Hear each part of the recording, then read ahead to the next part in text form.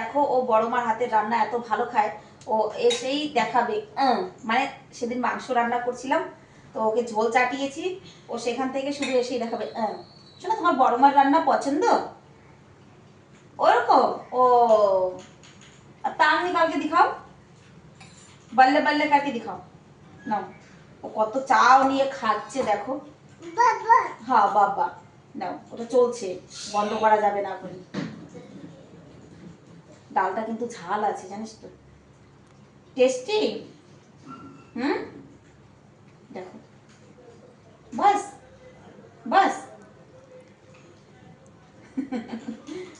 হয়েছে।